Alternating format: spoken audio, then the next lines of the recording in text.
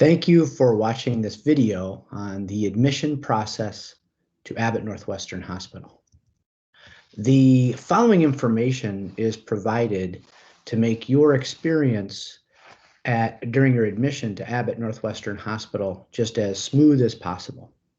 The common reason for people to be admitted from the Minnesota Epilepsy Group to Abbott Hospital is for evaluation of their seizures. So typically you'll be admitted to the hospital, you'll be there for several days, and we just want the experience to be as smooth as possible. So hopefully the information in this video will give you the information that you need to help it just go as just a great of an experience as you can have. So to start, we always like to make sure the patient knows exactly where to go. So we'll give you the information on the hospital address. So Abbott Northwestern Hospital is located in Minneapolis. We'll give you the address. We'll give you some of the key contact numbers for the epilepsy monitoring unit, for the main hospital. We'll also make sure you have our number at the Minnesota Epilepsy Group. That way, if you have any questions, you can always get answers. One thing we do like to make sure patients are aware is that 9:30 is the typical check-in time, and please make sure that you're on time. Those beds are very valuable. A lot of patients in the hospital are needing those beds, and so if you arrive late, you may actually lose your bed because there may be somebody with an urgent need that needs that bed. The kind of first steps for you will be just to arrive at the hospital, and the parking situation is very clear, and you'll know exactly where to go with the parking because there's good signage to let you know where to park. And very close to where you'll park, you'll be at the main entrance, and that's where you'll find the admissions desk. So you walk in the main entrance to Abbott Hospital, and within just a few steps, you'll go to the admission desk. And the admission desk, once you find that, you're pretty much all set. Because they'll guide you for the next steps. What they'll do is they'll get you to the elevator, which is very close to the admission desk, and that'll get you up to H6000. So H6000 is the location of the epilepsy monitoring unit. So that's the 6th floor of the heart hospital. And I'll tell you, I think you're really going to really like the epilepsy monitoring unit because it is brand new and it is state of the art. And the fact that the epilepsy monitoring unit has such cutting edge technology, it allows us to take the best possible care of patients. So I think you'll like that part of the admission.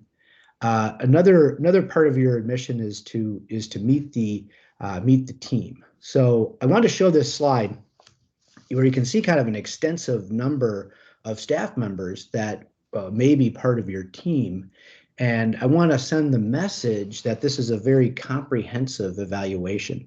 You're going to meet the epileptologist, who is the one who will be kind of in charge of directing care and reading your EEG. You'll meet the advanced practice providers, so that's your physician assistant or nurse practitioner. You'll meet nursing staff. Nursing staff is part of the team that you'll be working with quite a bit on the floor. You'll meet EEG staff. EEG staff are the ones who come in, they put those EEG electrodes on, and you'll get to know the EEG staff. There may be some other consults that we get depending on the patient's needs: neuropsychology, psychology, social work. So it's a full team approach that we have for our patients when they come in. When you arrive, we really want to hear from you as to what your goals of the admission. It's a team approach, and the patient is definitely part of the team. We want to know what your goals are for your treatment, for your diagnostic kind of information. We also bring our experience because we have a lot of experience with this. So what we want to do is typically we want to record your seizures and figure out what the best possible treatment is. So this slide here, you see all these spikes on the EEG. This is a patient's brain waves, and all these spikes tell us this patient has a specific type of seizure, and that may guide us to a specific type of treatment. As far as triggering seizures, each individual has their own kind of triggers. A lot of times we'll lower seizure medications, we'll do sleep deprivation, flashing lights. I think everybody knows flashing lights can bring on seizures. We may do hyperventilation. And we always ask the patient, are there any unique ways to bring on your seizures? Sometimes the stress of work, you bring in your laptop and do some work, and that might trigger seizures. Definitely a team approach. For some of our patients, they have memory issues, and we get the neuropsychology team to do consultation. Sometimes people have mood issues, things like depression and anxiety, very common, and we may have the psychologist see you. And I think most patients are seen by social work just to see if there's any social work kind of needs. So again, very much a team approach to try to look at the patient in a very comprehensive way. Safety is really critical. We are bringing patients into the hospital to record their seizures, and we want to make sure that they're safe. We don't want them falling, crashing with their seizures, so we definitely have protocols in place to keep people safe. So when you're getting up from your bed to move to a chair and other kind of movements, we make sure that that you're as safe as possible in our epilepsy monitoring unit. So what do we do with all this information? We've recorded your seizures and we have good information. What we do is we look at that information and we try to figure out, here's the seizure type, this is the best seizure medication to get things under control. For some patients, they don't even need a seizure medication. Their seizures, they may not even have epilepsy. That's one of our goals for some of our patients is, do they have epileptic or non-epileptic events? And that's what we try to figure out. For some patients, their seizures are not epileptic, they're actually related to stress. For some people, they've tried multiple medications. They've tried 2 seizure medications, 3 seizure medications, sometimes even way more than that. And that group may be considered for epilepsy surgery.